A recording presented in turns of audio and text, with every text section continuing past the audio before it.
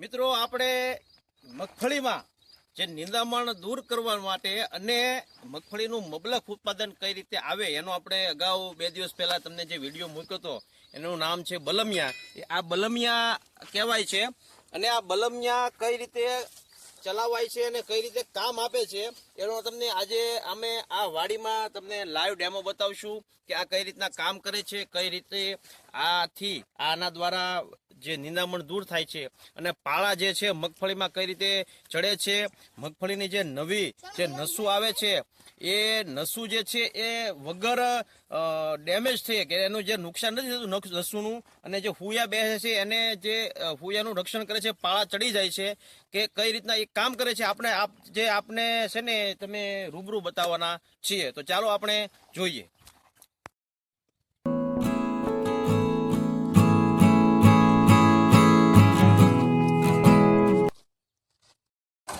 તમે જોઈ રહ્યા છો કે આ રીતના આ કામ કરે છે. આપણી સાથે છે ભરતભાઈ બાલિયા, જે ટ્રેક્ટર ચલાવી રહ્યા છે. તો જુઓ આ કઈ રીતના કામ આપે છે, આ જે પાળા છે કઈ રીતના ચડે છે અને નિંદામણ કઈ રીતનું દૂર થાય છે. આ લાઈવ એનો ડેમો તમે જોઈ લો મિત્રો.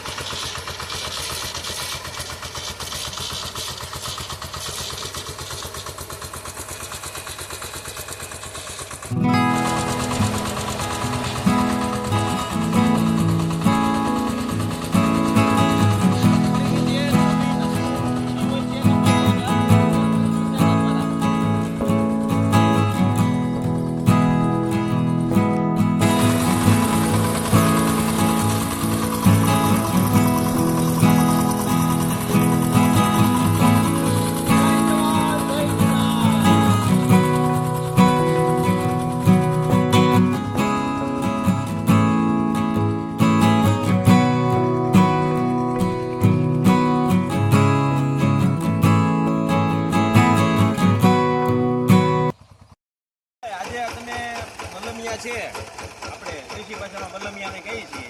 એ તમે આજે વાડીમાં ચલાવ્યા તો તમને આમાં શું અનુભવ થયો તમે જરાક જણાવો મને.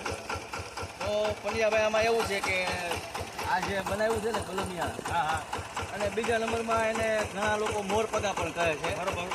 આ સાથી એવું કામ આપે છે કે આમાં જે નિંદામણ નાશક બનાવ્યું સાથી, બરોબર. આમાં જે ખડ હોય છે સિંગના દાવડામાં, એ ખડ પણ પડી જાય છે અને વ્યવસ્થિત રીતે બે બાજુ પાળા પણ ચડી જાય છે. બરોબર. અને મગફળીનો આ સમય એકદમ ઉત્તમ છે, જે પાળા મારવા માટે પાળા બે બાજુ લાગી જાય કે નહીં, બરોબર. તો સોયા મૂકવાનો સમય બેસ્ટ છે અત્યારે. બરોબર. તો બે બાજુ પાળા થોડા ચડી જાય ને, હા, તો સોયા વધારે પ્રમાણમાં મૂકી શકાય અને મગફળીમાં આપણે વધારે પ્રમાણમાં ઉત્પાદન લઈ શકીએ. બરોબર. એટલા માટે અમે લોકોએ આ મોરપગા આનું કામ તમને સારું લાગ્યું કહેવાનો મતલબ બેસ્ટ.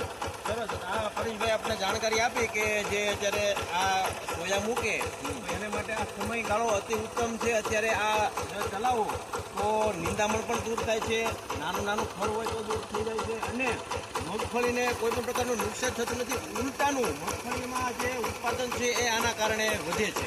બરોબર ને? બરોબર. સરસ મિત્રો.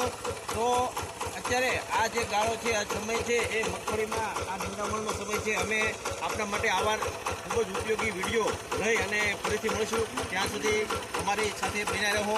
અમારી ચેનલને લાઈક કરો, શેર કરો અને સબસ્ક્રાઈબ કરો. ત્યાં સુધી જય જવાન, જય